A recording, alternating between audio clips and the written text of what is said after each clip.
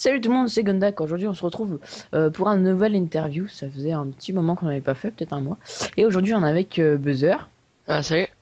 et on se retrouve avec Hypnotic 84. Alors, salut à toi. Eh ben, bonjour à vous, bonjour Gundak et bonjour Buzzer. Salut, salut. Salut. Donc voilà, merci d'avoir accepté notre invitation. Donc, on va te poser les questions comme ça pour que tes abonnés te connaissent mieux par rapport à ta chaîne et puis aussi vaguement par rapport à Code QG vu que tu es modérateur. Voilà, bah, pas de problème, comme ça répondra, je pense, à beaucoup de questions que les gens se posent. Ça m'évitera de répondre aux questions multiples. Voilà, exactement. Voilà. Alors, je vais te demander premièrement de te présenter dans la vie IRL, du mieux que tu peux et que tu veux. Ouais, bah, moi c'est Hypnotic84 du pseudo, Hypno pour le pseudo raccourci, et sinon dans la vie de tous les jours, mon vrai prénom c'est Sébastien. J'ai 27 ans, je suis marié depuis maintenant 3 ans et j'ai un petit bout de chou de 9 mois. Voilà, un petit Timéo qu'on peut entendre dans mes vidéos de plus en plus puisqu'il donne de plus en plus de voix. Ouais, qu'on Voilà. avait vu notamment sur les lives sur Code QG, je crois, notamment. Ouais, voilà, exactement. On a pu l'apercevoir dans des lives que j'avais fait en streaming sur Code QG et sur la vidéo des 50 000 abonnés où c'est la première fois que je me montrais et que je le montrais en même temps. Voilà. Ok, Buzzer, je te laisse la parole. Euh, sur ta chaîne, tu dis que tu as la PS3 et la Xbox. Sur quelle console joues-tu le plus?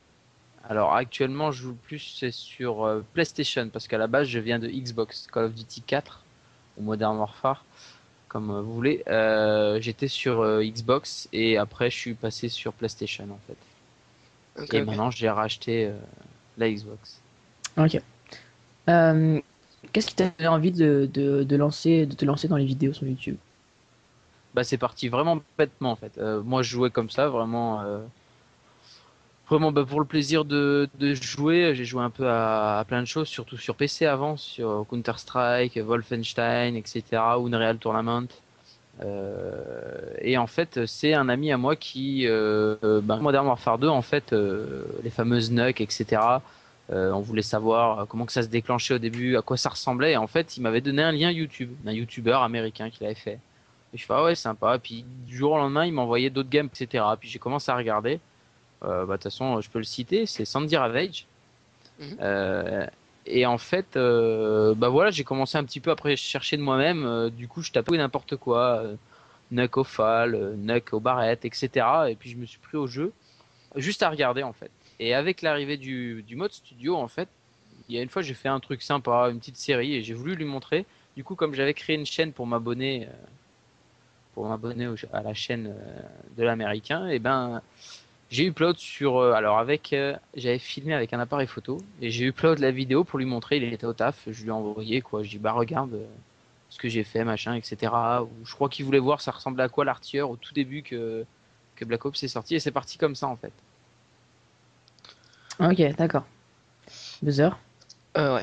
Euh, comment comment as-tu commencé à commenter les clips du jour de Code QG? Alors, j'avais commencé à upload de plus en plus sur ma chaîne en fait, mais un peu à la façon justement toujours du youtubeur américain, c'est-à-dire je commentais pas mes gameplays, je mettais de la musique derrière. Ouais. Et en fait, je m'en foutais du nombre de vues, des commentaires ou quoi aux caisses. Mais c'est juste qu'à force, je pense qu'on se prend au jeu, en fait. On a un commentaire, on se dit, tiens, c'est bizarre, il y a un mec qui a regardé ma vidéo quand même. Je l'avais mis juste pour mon pote, il y a un mec qui a regardé. Et puis alors, du coup, j'ai commencé à faire un petit peu attention, à répondre, etc. Et en fait, j'ai vu que ce qui était très demandé, en fait, c'était les commentaires. Je me suis mis aux commentaires. Et après, je me suis pris au jeu, j'ai vu que la création de code QG, je trouvais ça super sympathique. Donc, j'ai essayé de leur envoyer des gameplays. J'ai un de mes gameplays qui a été pris, je sais pas, je crois, dans les 10 premières vidéos de code QG. Et puis après, je leur envoyais de temps en temps. Et puis, on a commencé à converser en fait avec Tizo. Et après, je lui ai fait part de mon envie d'aider parce que je trouvais ça sympathique et tout. Et puis voilà, de fil en aiguille. Et puis un jour, il m'a dit, bah écoute, là, je dois partir en vacances. Ça fait un petit moment qu'on converse. J'ai besoin de monde, surtout pour un truc qui est vachement pesant en fait à gérer. C'est les clips du jour. Clip du jour, ouais. Voilà. Et en fait, ça a été entre guillemets un cadeau empoisonné parce qu'il me dit, bah écoute, je pars demain et il faut que tu t'en occupes pendant un mois, je pars. Et il faut que tu t'en occupes. Il me dit comme ça fera un test. Si tu arrives à gérer ça, c'est que t'es bon. Et je fais ah ouais d'accord.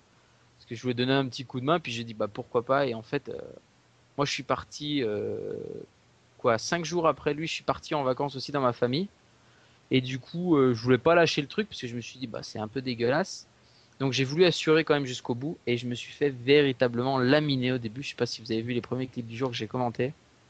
Je Non, me je suis, n'avais pas eh ben, trop fait gaffe, je me rappelle plus trop. je me suis fait exploser parce que comme j'avais tout préparé à l'avance, j'avais préparé 10 clips du jour à l'avance Oui, je me pour rappelle. être tranquille, voilà. Et donc bah forcément c'était répétitif, etc. Et je pouvais pas corriger mes erreurs d'un clip à l'autre. C'était déjà dans la boîte comme on dit. Et donc voilà. Et puis après bah quand il est revenu, j'ai continué. Il a été vachement content que je puisse pallier justement à cette carence. Et puis au fur et à mesure j'ai marqué ma place. Et puis bah maintenant je pense que je suis un des membres aussi que beaucoup de monde connaissent sur Code QG quoi. Ouais. Ouais. Donc ta chaîne là, elle a récemment passé les 10 000, enfin 11 000 abonnés, je crois même. 13 000 depuis aujourd'hui. On va 13 000, passer. voilà.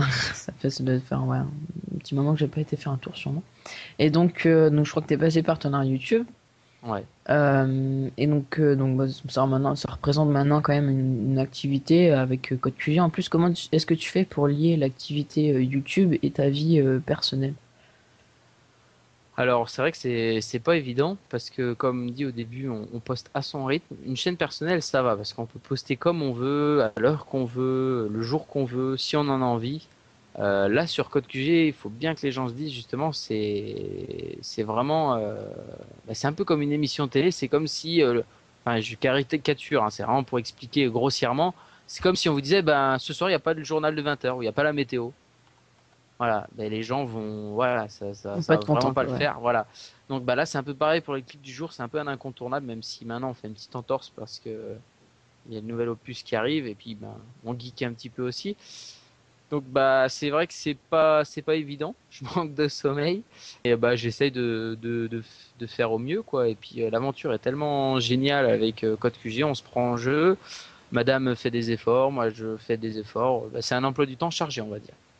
On va dire, à contrario, j'ai un petit peu délaissé le sport parce que je suis quand même sportif à la base et là, je suis pas, c'est un peu plus dans l'étape geek que dans l'étape sportif là, je pense. Ok.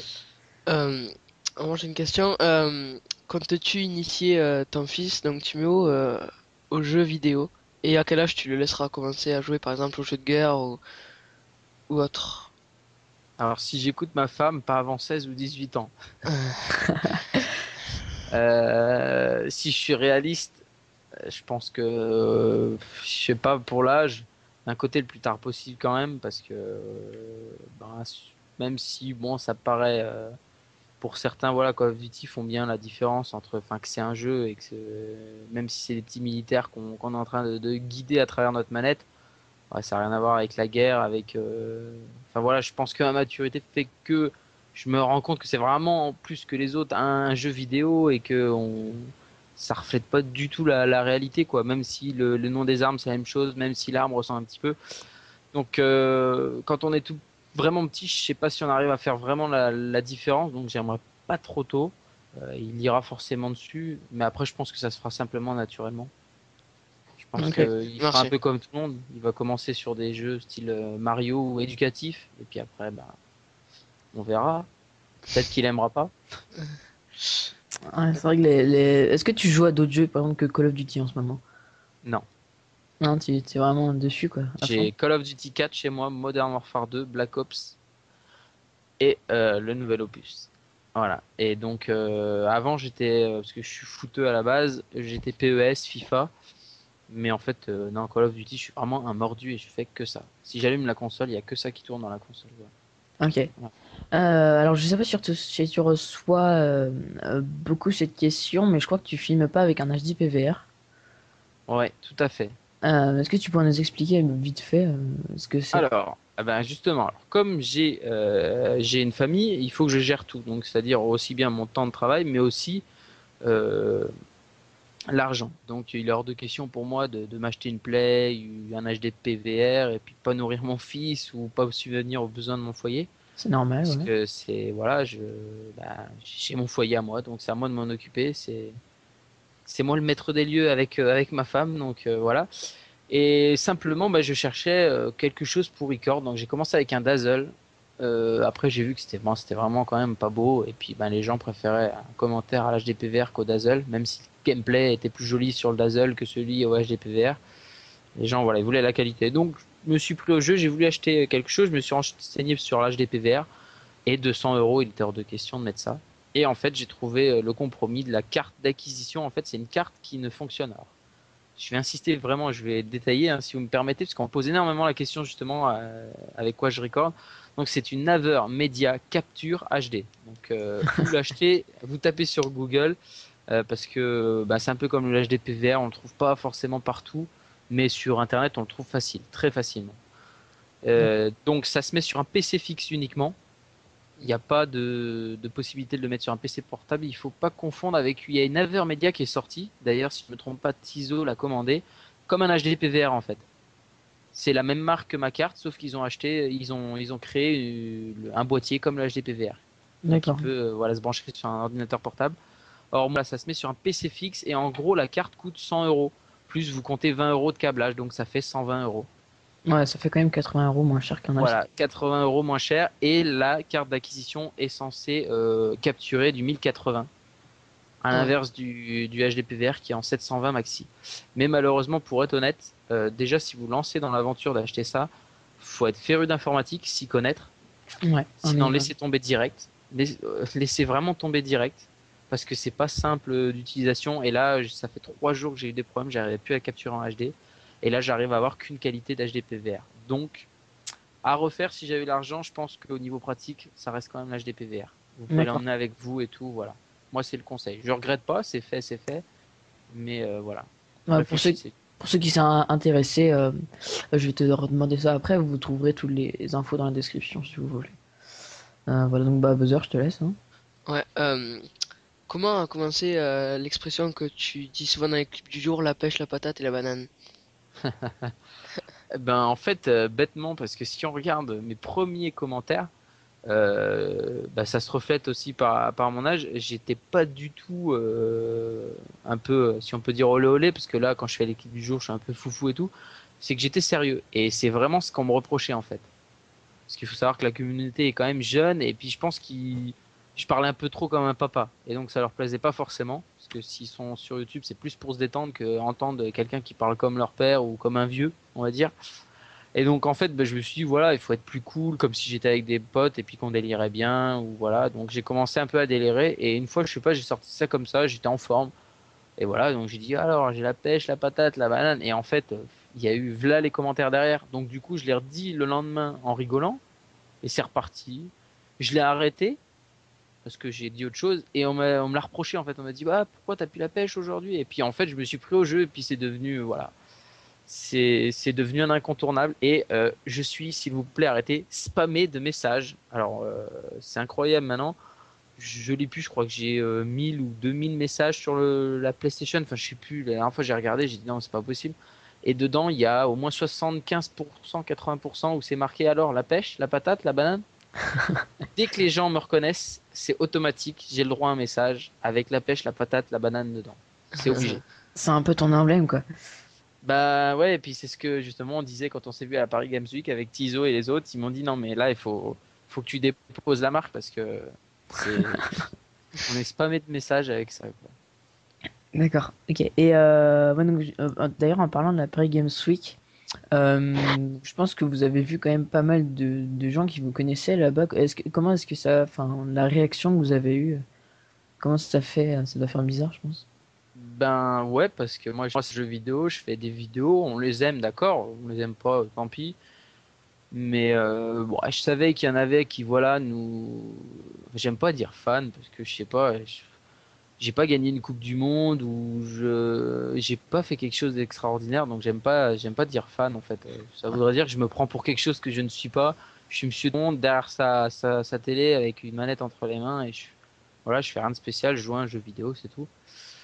Donc ouais, moi ça m'a fait perso bizarre, je m'y suis attendu puisqu'on m'a demandé avant, on m'a dit ouais, je pourrais prendre une photo avec toi, oui, tu pourras me signer ma boîte de Black Ops.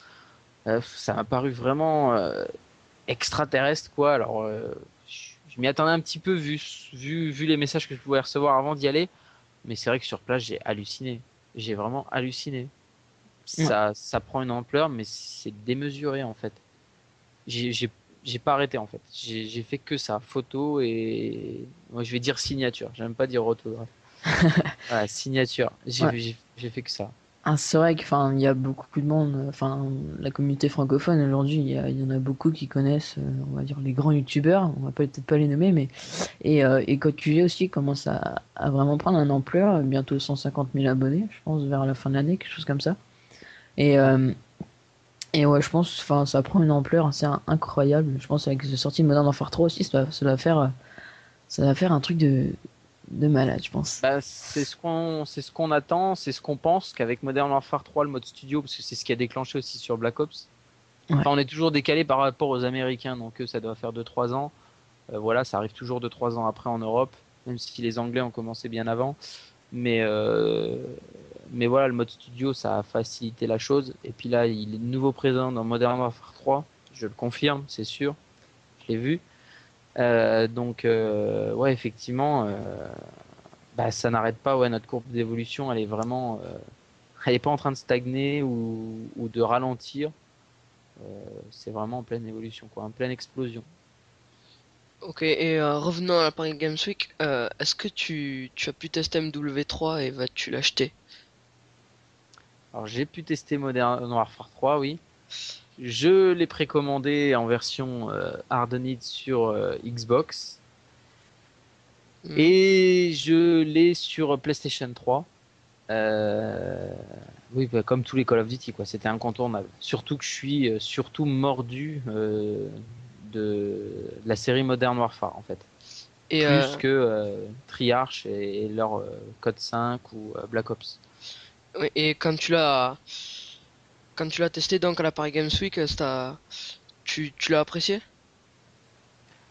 Honnêtement, on va être direct parce que déjà, enfin, quand ils ont pas allumé les consoles, c'était déjà allumé, mais quand je me suis présenté devant l'écran, je me suis dit, mais c'est Modern Warfare 2.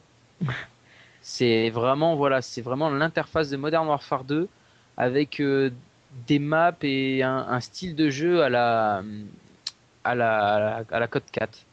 Enfin, moi, c'est mon impression, mon ressenti. Donc moi, j'ai accroché direct. Alors, il y en a, bien sûr, ils font une overdose, donc ils vont dire, ah bah justement, si c'est Modern Warfare, si ça ressemble à Modern Warfare 2, c'est pourri. Non, je pense que Modern Warfare 2, c'est vraiment celui qui a fait exploser avec Call of Duty 4, la série des Call of, surtout Call of Duty 4. Mais voilà, je pense qu'on garde un mauvais souvenir parce que c'est devenu n'importe quoi après avec les fameux lance-grenades et commando et autres. Mais sinon, si on enlève ça, c'est un jeu super.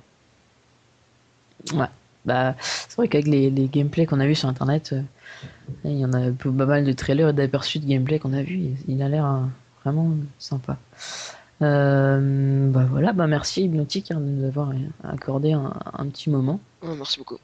Bah, Je voudrais quand pas de même souci. rappeler le travail que tu fais au niveau des clips du jour, parce que au début, donc c'est vrai que tu as eu enfin, pas mal de reproches, et je vois des fois encore des commentaires, des gens qui disent qu'ils sont pas satisfaits, que c'est un peu répétitif.